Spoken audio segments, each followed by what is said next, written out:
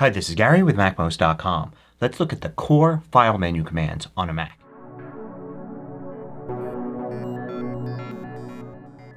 MACMOST is brought to you thanks to a great group of more than 1,000 supporters. Go to MACMOST.com/Patreon. There you could read more about the Patreon campaign, join us, and get exclusive content and course discounts. So in any app where you create, modify, and save documents, you're going to have some very similar commands in the file menu. For instance, let's look at TextEdit here. Without any document open, I can go to File and see the basic core file commands. In almost all apps, they're New, Open, Open Recent, Close, Save, Duplicate, Rename, and Move To. So the first one here, of course, lets you create a new document. Now in a simple app like TextEdit, just using File New or the keyboard shortcut Command N will instantly create a new document. In an app like Pages, however, using File New will usually bring up a template chooser. So in this case there are some options you need to choose before you create a new document. So there's a step in between File New and actually having the document open. In another app, and I'll use a third-party app here called Acorn, you choose File New, and since this is a graphics app it needs to know how big the canvas should be. So it's going to ask you these questions before you create the new document. Now sometimes you can choose defaults. So for instance in Pages you can go to Preferences and under General you can choose for new documents, use a template, change the template, pick one like blank right here, and now when I go to File New it will skip that step and choose my default template. But another way to use an app is not to create a new document but to open an existing one. So you can go to File, Open, and this will present you with the Open dialog, which allows you to navigate in a Finder-like window here to find a document to open. So in this case, for instance, I can grab one like this and open it. There's a lot of functionality in these Open dialogs. And of course there are many alternatives to opening a file. You can go in the Finder and double click on a file to open it in the default app, or you can control click, two-finger click, or right click to use Open or Open With to select an app to open that file. You can also drag it to the dock, to the app that you want. There are so many ways to open files. Probably most people don't use File Open to open files because it's easier to just double click on the file in the Finder. But where it is useful is if you're returning to the same location to open a file. So here I'll open this one and I want to open another one. I can use File Open or just Command O. And you see I'm in the same location, so it's easy to select another file. I don't even need to have a Finder window open anywhere to access these very easily. And another thing about File Open is sometimes that's the default behavior for an app. So for instance I'm going to launch TextEdit here. It isn't even running, and since there's no document open in TextEdit at the moment it immediately jumps to the Open dialog. I don't even have to choose File Open. Now next we have Open Recent, which gives you a list of recent documents that you can get to. Because chances are the document you want to open now is probably one you were working on recently.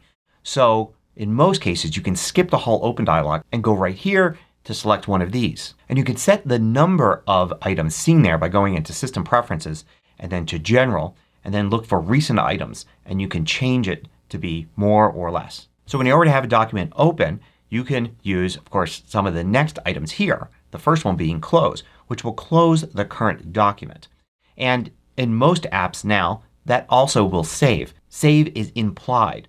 So you can make a change and then just immediately close. If an app doesn't automatically save it should prompt you to save if you've made a change. Now of course if you have multiple documents open in an app like I have two here in Pages, using File Close will close the active window and the document in it. However, note that if you were to merge the windows so that you now have these documents in tabs, then if you look here you can see two options. Close Window. It's going to close both of these tabs here. So instead the thing you probably want to do is use the Command W default there and it will now close the current tab, leaving the other tabs in the window and other windows still there. Now if you do have multiple windows open and you want to close them all at once, you can do it with the Close command. Hold the Option key down and it changes to Close All. So Option Command W will close all of the current windows. Now you also have the Save command.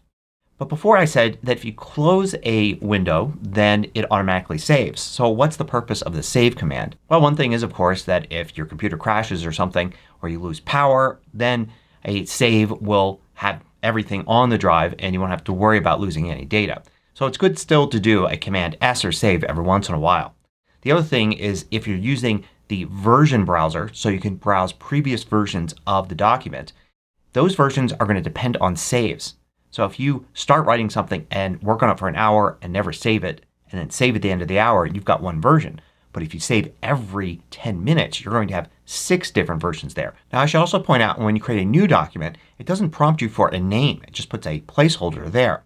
So as you're working on it, the first time you go to save it, notice the save command has 3 dots after it, meaning it's going to prompt you when you use this command. It won't just do the command and move on.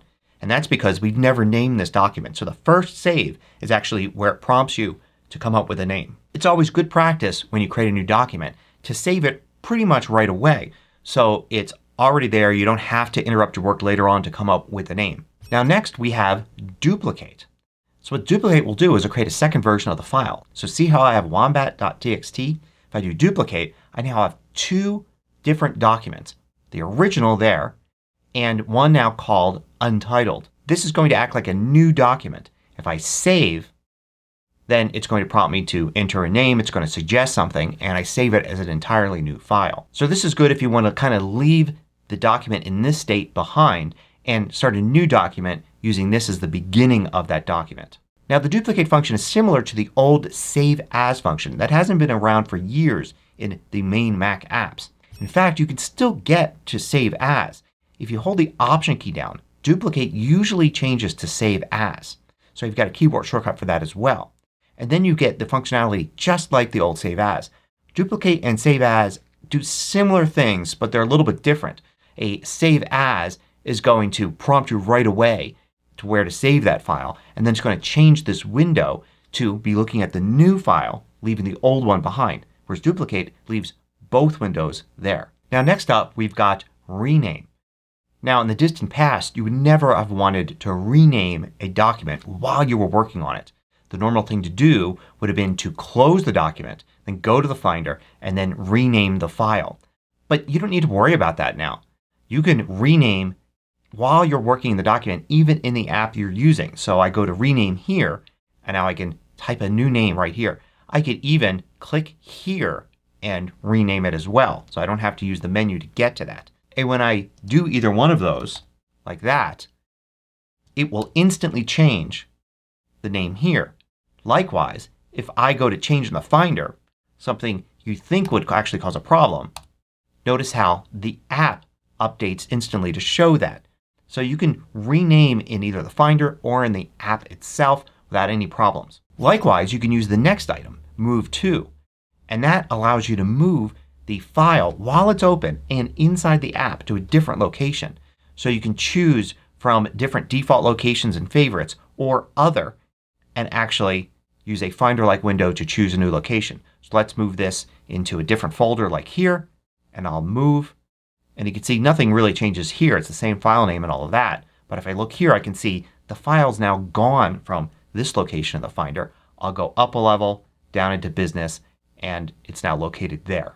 So of course you could use the Finder to move as well. I could easily take this file now, move it into here, and this doesn't skip a beat here in the app. If I command click here I could see it knows it's in the new location. No problem at all. Now there are a lot of other things you're going to find here in the File menu. A lot of times you have the ability to export or import here. You usually have a share menu with various ways to share the document or the content in the document. Sometimes you got the ability to show the properties of the document and of course the ability to print.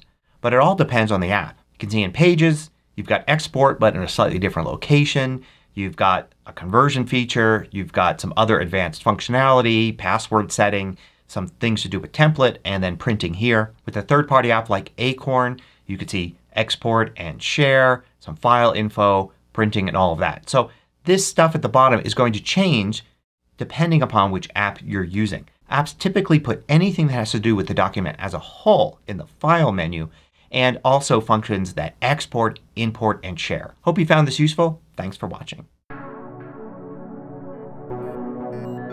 If you liked this video, click the thumbs up button below to let me know. I publish new tutorials each weekday. Hit the subscribe button so you don't miss out.